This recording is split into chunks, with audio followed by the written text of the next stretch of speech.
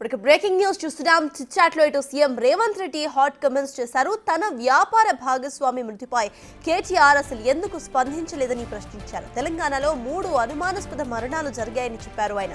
కాళేశ్వరంపై case వేసిన రాజలింగమూర్తి, వాదిస్తున్న సంజీవ్ రెడ్డి, ఇప్పుడు కేదార్ అనుమానాస్పదంగా చనిపోయారని, ఈ మరణాలపై కేటీఆర్ ఎందుకు విచారణ కోరడం లేదని ప్రశ్నించారు. ఫిర్యాదు వస్తే ప్రభుత్వం తప్పకుండా విచారణ జరుపుతుందని అన్నారు సీఎం.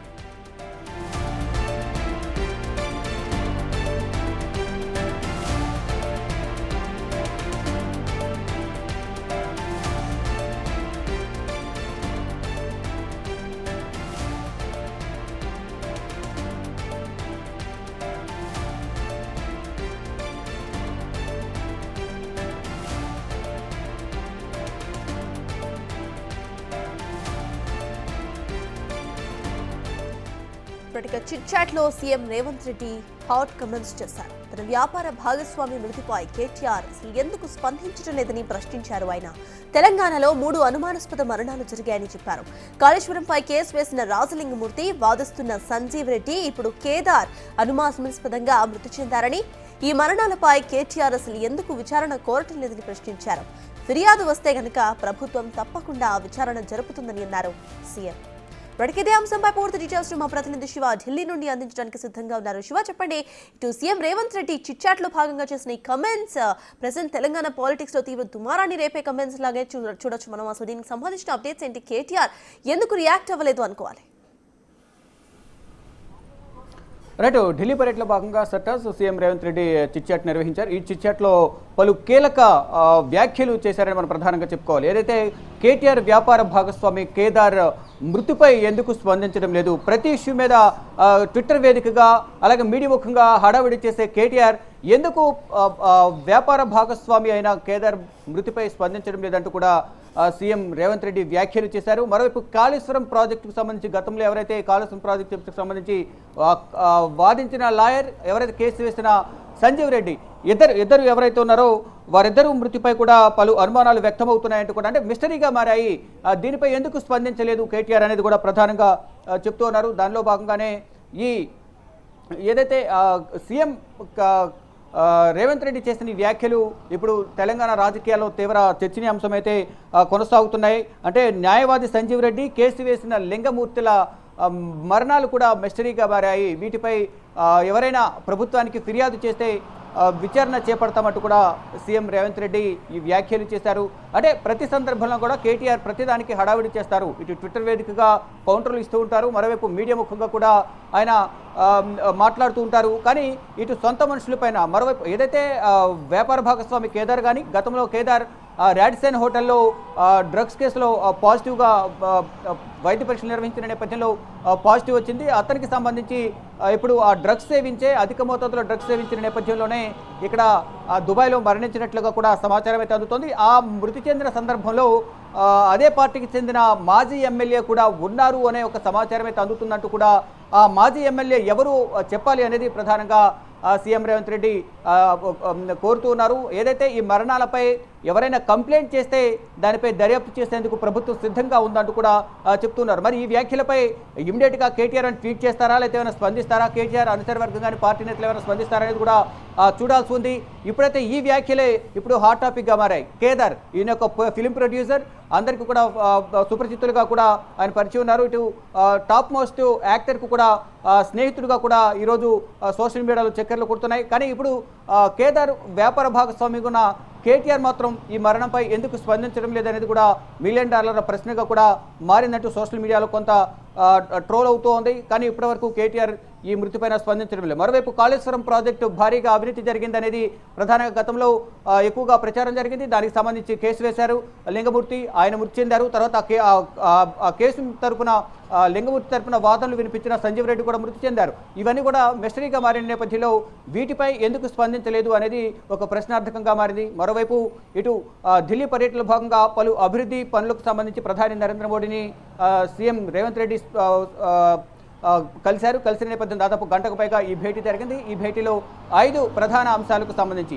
మూసీ రివర్ ప్రక్షాళన, మరోవైపు regional ring road, regional railway, మరోవైపు ఇతర సమస్యలకు సంబంధించి మెట్రో రైలుకు సంబంధించి మొత్తం 5 ప్రాజెక్టులకు సంబంధించి ఆయన ముందు కొన్ని ప్రతిపాదనలు ఉంచారు. కానీ గత ప్రభుత్వ హయాంలో మేము కేటాయించిన పనులను కంప్లీట్ చేయలేదంటూ కూడా సీఎం రేవంత్ రెడ్డికి ప్రతిగా మరొక మెమరాండం ప్రధాని నరేంద్ర మోడీ ఇవ్వడం పట్ల కూడా సీఎం రేవంత్ రెడ్డి కొన్ని ఆసక్తికర వ్యాఖ్యలు చేశారు. అంటే నేను రాష్ట్ర అభివృద్ధి కోసం ఆయన కలవడానికి వెళ్ళి కొన్ని విజ్ఞాపనలు సమర్పించేందుకు నేను వెళ్ళిన నేపథ్యంలో ఆయన నాకు ఒక లెటర్ను తిరిగి నాకు ఇచ్చారు.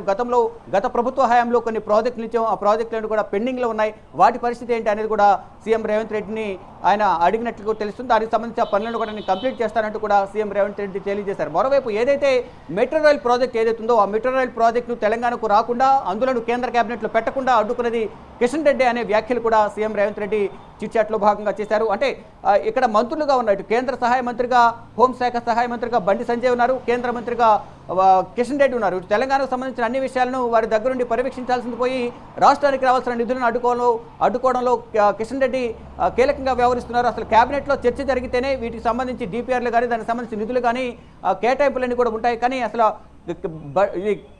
కేబినెట్ వరకు వెళ్లకుండా కిషన్ రెడ్డి అడ్డుకుంటున్నారనేది ప్రధానంగా సీఎం రేవంత్ రెడ్డి తెలియజేస్తున్నారు. ఒకవేళ ఏదైతే ఈ కేబినెట్కి వెళ్ళి అక్కడ చర్చ జరిగితే అదంతా మీ ఖాతాలో వేసుకుని మీరే విజయం సాధించినట్లుగా, మీరే ఈ పనులు చేసినట్లుగా మీరు ప్రచారం చేసుకుని దానికి సంబంధించి ఆ పనులను కూడా కంప్లీట్ చేస్తే మీ ఆధ్వర్యంలో భారీ బహిరంగ సభ ఏర్పాటు చేసి మీకు ఘన సన్మానం చేస్తామంటూ కూడా కిషన్ రెడ్డిని బండి సంజయ్ని ఉద్దేశించి సీఎం రేవంత్ రెడ్డి కూడా కొన్ని వ్యాఖ్యలు చేస్తారు. ఇక ఎస్ఎల్బీసీకి సంబంధించి ఎస్ఎల్బీసీ ఏదైతుందో ఇది గత 10 సంవత్సరాల కాలంలో సీఎం రేవంత్ రెడ్డి ఆయనకు కమిషనర్లకు కక్కుర్తుపడి తనకు కమిషనర్ రావనే ఉద్దేశంతోనే అప్పటి వరకు కాంగ్రెస్ ప్రభుత్వం దాని నిర్మాణం చేపట్టింది. తర్వాత 2014లో కేసీఆర్ అధికారంలోకి వచ్చిన తర్వాత దాని నిర్మాణం అనేది పక్కన పడేశారు. గత 10 సంవత్సరాలుగా ఎటువంటి పనులు చేయలేదు. అసలు దానికి సంబంధించి బ్లేడ్ ఏదైతే మిషన్ బ్లేడ్ అయితే రిపేర్కి వచ్చిందో దానికి సంబంధించి ఎటువంటి ఆర్డర్స్ ఇవ్వలేదు. మేము అధికారంలోకి వచ్చిన తర్వాత దానికి సంబంధించి పనులను ప్రారంభించాము అనేది సీఎం రేవంత్ రెడ్డి తెలుపుతున్నారు. కమిషన్లు కక్కుర్తిపడే ఈ పనులను ప్రారంభించలేదు, దాని ద్వారానే ఆ టన్నెల్ అనేది కూలిపోయింది అనేది కూడా ప్రధానంగా చెప్తున్నారు. ఏదైతే ఇంజిన్ ఏదైతే ఉంటుందో ఆ ఇంజిన్ మొత్తం 200 మీటర్ల వరకు ఉంటుంది. ఆ నేపథ్యంలో ఇంజిన్ మీద ఉన్న 8 మంది ఎవరైతే కార్మికులు ఉన్నారో ఆ కార్మికులు అక్కడ ఇరుక్కుపోవడం, వారికి వెనుక ఉన్న వారికి చెప్పిన నేపథ్యంలో మిగిలిన దూరంగా ఉన్న మిగతా కార్మికులు అక్కడి నుంచి బయట పడగలిగారు. వారు ఇచ్చిన సమాచారం మేరకు కానీ వారు ఇచ్చిన ఇండికేషన్స్ వల్ల వారు బయటికి రాగలిగారు. మిగిలిన 8 మంది కార్మికులు అక్కడే ఇరుక్కున్నారనేది ప్రధానంగా సీఎం రేవంత్ రెడ్డి చెప్తున్నారంటే ఏదైతే ఇంజిన్ డ్రిల్లింగ్ చేస్తుందో లోపలికి వెళ్ళి ఇంజిన్ డ్రిల్లింగ్ చేస్తుందో ఆ డ్రిల్లింగ్ చేసేది ఎదర ఇంజిన్ వరకు ఆ ఇంజిన్ మీద 8 మంది ఆపరేటర్లు ఉన్నారు, మిగతా వెనక 46 మంది ఉన్నారు. ముందున్న వారు మాత్రమే అక్కడ ఇరుక్కున్నారు, వెనుకున్న వారందరూ కూడా బయటపడ్డారు. ఇప్పుడు రిస్క్ ఆపరేషన్ కొనసాగుతుంది. దాదాపు 11 సంస్థలు అక్కడ పనిచేస్తున్న రిస్క్ ఆపరేషన్ సంబంధించి కానీ ఇతర సహాయక చర్యలో అనేక మంది పాల్గొంటూ ఉన్నారు.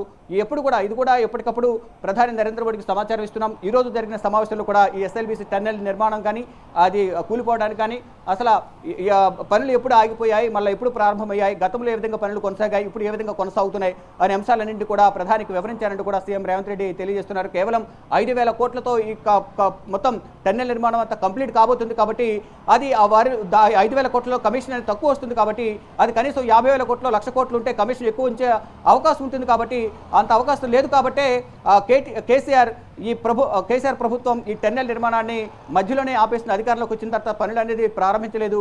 ఆ పనులని ప్రారంభించలేదు కాబట్టి ఈ టన్నెల్ అనేది కుప్పకూలిపోయింది అనేది ప్రధానంగా సీఎం రేవంత్ రెడ్డి ఈ వ్యాఖ్యలు చేశారు. మొత్తంగా చూసుకుంటే ఈ ఢిల్లీ పర్యటనలో రాష్ట్ర అభివృద్ధికి సంబంధించి అంశాలతో పాటు ఇటు కేసీఆర్ ప్రభుత్వం గత ప్రభుత్వ హయాంలో వైఫల్యాలను కూడా ప్రధాని నరేంద్ర మోడీ దృష్టికి సీఎం రేవంత్ రెడ్డి తీసుకుని వెళ్లారు. దానిలో భాగంగా ఏదైతే టన్నెల్ ఉందో ఎస్ఎల్బీసీ టన్నెల్కు సంబంధించి ప్రధానంగా ఇప్పుడు దేశవ్యాప్తంగా చర్చ కొనసాగుతోంది.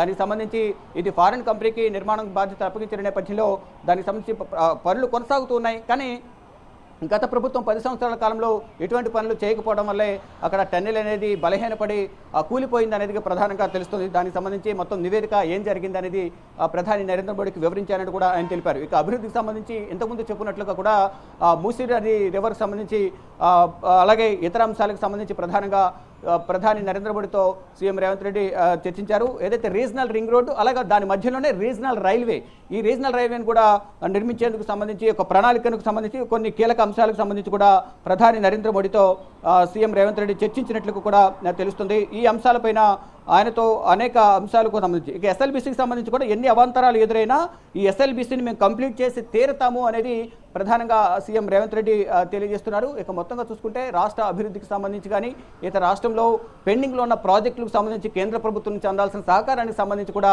ప్రధాని నరేంద్ర మోడీతో సీఎం రేవంత్ రెడ్డి చర్చించారు. మరో ముఖ్యంగా ఈరోజు ఢిల్లీ పర్యటనలో కీలక వ్యాఖ్యలు ఏవైనా ఉన్నాయంటే ఏదైతే అనుమానాస్పద మృతులు ఏవైతే ఉన్నాయో 3 అనుమానాస్పద మృతులు ఇది దుబాయ్లో కేదార్ మరణించిన సందర్భంలో ఉన్న ఆ మాజీ ఎమ్మెల్యే ఎవరు అనేది ఒక పెద్ద క్వశ్చన్ మార్క్గా మారింది. ఆ ఎమ్మెల్యే కూడా డ్రగ్స్తో కూడా సంబంధాలు ఉన్నాయని ఒక వ్యాఖ్యలు కూడా కొన్ని బయట వినిపిస్తూ ఉన్నాయి. మరోవైపు కాళేశ్వరం ప్రాజెక్టు సంబంధించి లింగమూర్తి కేసు వాదించిన సంజీవ్ రెడ్డి వీరందరి మరణాలు కూడా అనుమానాస్పదంగా ఉన్నాయంటూ కూడా సీఎం రేవంత్ రెడ్డి చేసిన వ్యాఖ్యలు అంటే సీఎం రేవంత్ రెడ్డి దృష్టికి వచ్చాయి. దీనికి సంబంధించి ఎవరైనా కంప్లైంట్ చేస్తే దీనికి సంబంధించి చర్యలు తీసుకుంటామంటూ కూడా దర్యాప్తు చేస్తామంటూ కూడా సీఎం రేవంత్ రెడ్డి చెప్తున్నారు. ఇక ఎస్ఎల్బీసీ రెస్ట్ ఆపరేషన్లు ఏదైతే ఇప్పుడు ఎస్ఎల్బీసీ టన్నెల్ కూలిందో ప్రమాదం జరిగిందో అక్కడ 11 సంస్థలు ఆపరేషన్లో 11 సంస్థలు పనిచేస్తున్నాయని కూడా తెలియజేస్తున్నారు. ఇక పాలనా పరంగా ఏదైతే ఉన్నాయో కొంత గ్యాప్ ఉంది, పాలన సరిగ్గా ఉంది అనేది సరిగా లేదు, కొంత విమర్శలు వినిపిస్తున్న నేపథ్యంలో నేను మంత్రులకు క్యాబినెట్లు అందరూ కూడా ఫ్రీ హ్యాండ్ ఇచ్చాను. ప్రతి ఒక్కరు కూడా నాతో పాటు ఈక్వల్గా అనుభవజ్ఞులు ఉన్నారు, అందరికీ ఫ్రీ హ్యాండ్ ఇచ్చాను, వారు సొంతంగా నిర్ణయాలు తీసుకునే అవకాశం ఉంటుంది, ఎవరు ఎక్కడ ఎటువంటి అవకతవకలు జరగడం లేదు అనేది కూడా ప్రధానంగా ఆయన చెప్తున్నారు. నా క్యాబినెట్లో మంత్రులకు పూర్తి స్వేచ్ఛ ఉంది, అందరూ అనుభవజ్ఞులే, వారి శాఖలు సమర్థంగా వారందరూ పనిచేస్తున్నారు, బయట రకరకాలుగా మాట్లాడతారు, అవి మేము పట్టించుకోము, పాలన పట్ల మేము దృష్టి పెడతామంటూ కూడా సీఎం రేవంత్ రెడ్డి వ్యాఖ్యలు చేశారు. నా పాలన అంత అద్భుతంగా ఉంది, ఎవరి ఫోన్లో వాళ్ళు ధైర్యంగా మాట్లాడుకునే అవకాశం ఉంది అనేది ప్రధానంగా ఒక వ్యాఖ్య చేశారు. అంటే గత ప్రభుత్వ హయాంలో ఫోన్ ట్యాపింగ్ చేసేవారు, అలా కాకుండా ఇప్పుడు నిర్భయంగా ఎవరి ఫోన్లో వారు మాట్లాడుకునే అవకాశం ఉంది అనేది కూడా సీఎం రేవంత్ రెడ్డి వ్యాఖ్యలు చేశారు. అంటే గత ప్రభుత్వ హయాంలో అందరి ఫోన్లు ట్యాపింగ్ చేసి వేరు అంటే వైఫ్ అండ్ హస్బెండ్ మాట్లాడుకున్న సందర్భంలో కూడా వారు ఫోన్ ట్యాపింగ్ చేసి మరి వినేవాళ్ళు గత ప్రభుత్వంలో ఉన్న మంత్రులు కానీ అధికారులు కానీ.